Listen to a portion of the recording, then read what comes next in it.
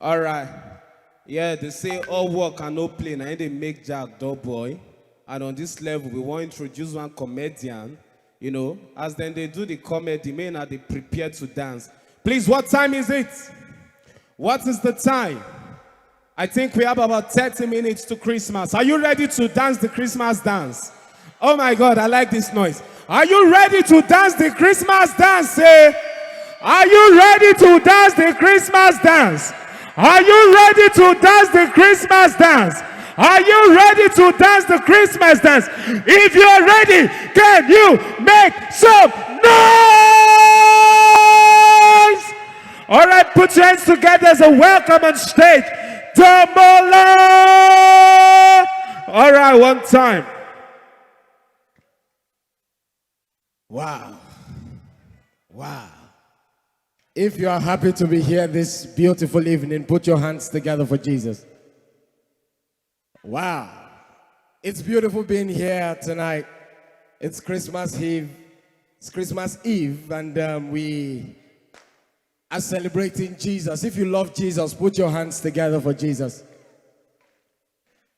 Ladies and gentlemen, you will agree with me that the world is changing every day. Things are changing every day. And as things are changing, naturally, human beings change with all these things. As a child, ladies and gentlemen, I was born into a family where I discovered that my father always called my mother a particular name. You know, nowadays, couples call themselves beautiful names, not like what we used to have before. As a child, my father used to call my mother a particular name, and that name is Mama Adapo. My mother reciprocates by calling him the masculine version of that name, and that is what now? Baba Adapo. But nowadays, ladies and gentlemen, couples of my generation and a bit above, we call our spouses very lovely names. A full-grown matured man that is 40 years old with 2 boys, nowadays, the wife will look at him from head to toe and call him what now? Baby. You will hear boo, or baby boo, or baby boo boo. My wife calls me baby. We had a baby recently. She looked at me one day and said, baby wants to eat shawarma. I said, which of us? So I started thinking that if a man calls his wife baby, and the wife calls her husband baby, so when they have a baby, what do they call that one? And offspring, or descendant, or fruit of the womb. My father is 60-something, my mother is 60-something. He overheard me call my wife baby one day and wanted to try the same thing with my mom. So he looked at her and he said, baby. My mommy said in Yoruba, Talo bima. Where are they doing naming ceremony? And you know, children nowadays are very privileged. A child can tell the mother now, mommy, I want this food, and mommy will make it available compulsorily. Nowadays, am I saying the truth? But as a child, people of my generation and a bit above, you will agree with me that they made us believe that the only food designed for children was what now? Pap. As you are looking at me, I drank pap passionately. I drank ogi to the point that I knew the 3 different flavors of ogi. The white ogi is vanilla flavor. The yellow ogi is pineapple flavor. You see the brown pap, the one Yoruba people call ogi baba, that is chocolate flavor. Sometimes my grandma wants to be creative. She will combine colors. She will combine yellow pap and brown pap. It will give us strawberry flavor. So if I did not want to drink pap in peace in those days, and my mother was trying to say, Damola, drink this pap, Damola, drink this pap, my grandma would just come out of her room and ask an important question in Yoruba. Kilo say, my mom will say, Kofe Muni. My grandma does not speak English all the time. But anytime she does, know that something is about to happen. Mama will just say, bring it. Ladies and gentlemen, there is a big difference between bring him and what now? Bring it. My grandma will remove all my clothes for cross ventilation. She will sprinkle water into my eye to be sure I'm awake. She will turn my head upside down, ladies and gentlemen. She will use a clip to hold my nose, and she will put a funnel in my mouth, just like generator. 25 liters keg of ogi. You'll be young, you'll be seeing bubbles. My mom will say, Mama, you want this boy. You say that is how his father drank it. But we took pap and we are still standing. If you took pap and you're proud of yourselves, put your hands together. You know, our mothers are beautiful, our mothers are amazing. How many of you can remember those times in our lives that our mothers used to communicate with their eyes? In a gathering like this, you look at your mother, you get the message. If she should blink her eyes twice, the meaning is comport yourself. If she should blink her eyes 3 times, the meaning is sit down somewhere. If she should manage to blink her eyes 4 times, the meaning is we will meet at home. Tested and trusted globally. But nowadays, things have changed. Mommy, blink your eyes and blink like 175 times. The child will ask you, Mommy, what is wrong with your eye? Why are you doing your eye like Christmas light? And you know, when we were in secondary school, some of us know ourselves. We know our strengths and our weaknesses. There are some of us that we know that there are certain subjects, no matter how brilliant you were, there are certain subjects you did not like. Right? Some people did not like French. Some people did not like Yoruba. Some people did not like mathematics. I fall into the category of students that did not like mathematics then. And you know, maths, very, very strategic topic, of very, very strategic subject. My teacher could enter the class and ask me a question that we suspected that he did not know. He can just say, hey, you stand up. 99 times 174 without calculator. Oh God, were you keeping malice with me before?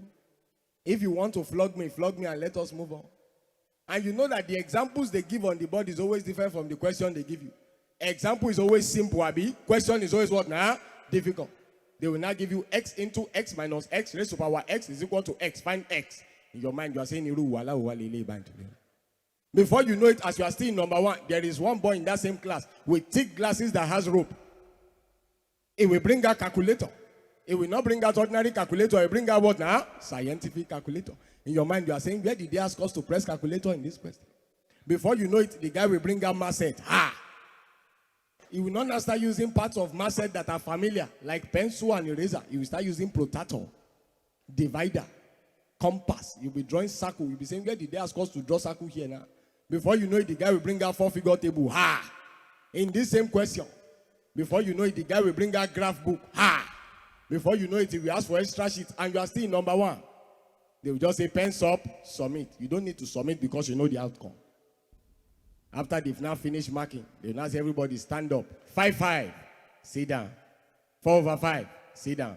3/5, come out for 12 strokes of decay. You that you got 1/2/5, just expel yourself from school. And you know when you are writing exams, there are different types of invigilators. There are some invigilators that don't care. If you like cheat, they are not concerned. There are some other invigilators. Immediately they enter, they just scatter formation. Hey, you stand up, go and sit down there. Hey, you stand up, go. They will just scatter formation. Everybody will be left handicapped for 2 hours. Another set of invigilators, those ones are members of DSS. They must catch somebody. As they just enter the exam hall, you stand up, come forward. They must find something in your pocket. There are some other ones that always wear glasses with big shots. You will think they are sleeping, but they are seeing everything that is happening.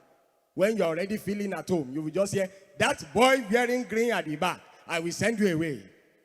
But the worst set of invigilators are the ones that will be moving up and down when you are writing. After like 1 hour, 30 minutes of writing, they will now start moving around. They will now stop somewhere.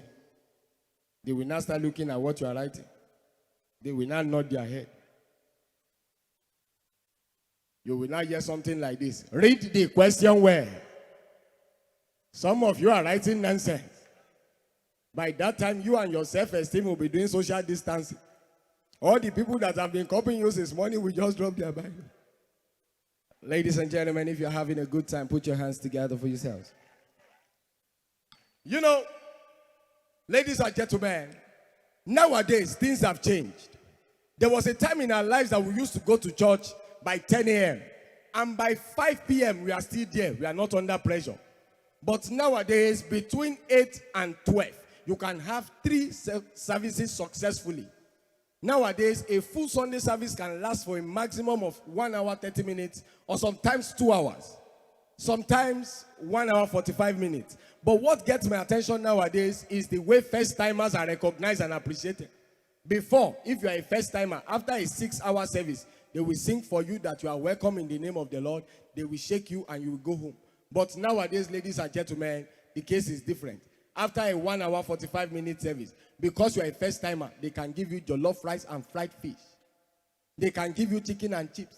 There was this young man that came from his hometown. The first church he entered here in Lagos, 1 hour, 30 minute service. At the end of the service, ladies and gentlemen, they gave him jollof rice, fried rice, and fried fish. He said, is that how they do it here? He went to another one the following Sunday. 1 hour, 25-minute service. At the end of the service, they gave him shawarma, pizza, and fried egg. He went to another one the following Sunday. 2-hour service. At the end of the service, they gave him ice cream, jollof rice, and fried fowl. From that day, he started becoming a first-timer for a living. That was what he was doing professionally. He did not do his research well. He entered the church. 8 a.m. service. By 8 a.m. service, he was thinking 9:45, everything will be over. When it was around 3:30, that was when they just started preaching. When it was 6:30 p.m., they said, if you're a first timer, stand up. Aggressively, the guy stood up. They said, follow that sister to the back. The sister said, you are welcome. This is Brother Timothy. He will talk to you about discipleship. That one talk for 1 hour.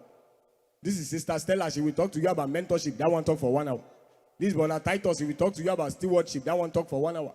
When it was 9:30 p.m., his eyes were red. He had not eaten from his house. The only motivation he had was the takeaway pack he was looking at in front of him.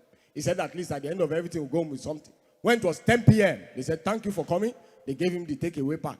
It was very heavy. He did not open it. Ladies and gentlemen, the church is somewhere inside the Ikorodu. His house is not too far from Badagry.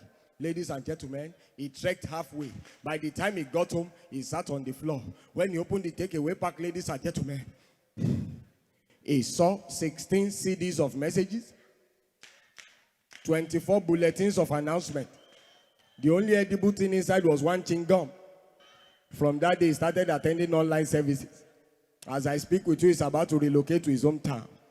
Ladies and gentlemen, I had the privilege of going to do an event in a part of Europe a few years back. After my event, ladies and gentlemen, I went shopping. But I did more of window shopping than shopping. The most important thing is that shopping was involved. Then I walked into a particular shop where they sell perfumes. And I saw this particular perfume that got my attention. How much is this perfume? Naira equivalent of this particular perfume was 750,000 only. I looked at the perfume. I appreciated the perfume. I acknowledged the presence of the perfume. I greeted the owner of the shop and I left. I did not buy the perfume. Not because I did not want to buy it, but because the cost of the perfume was half the cost of the entire trip. And I felt that was too disrespectful of that small bottle.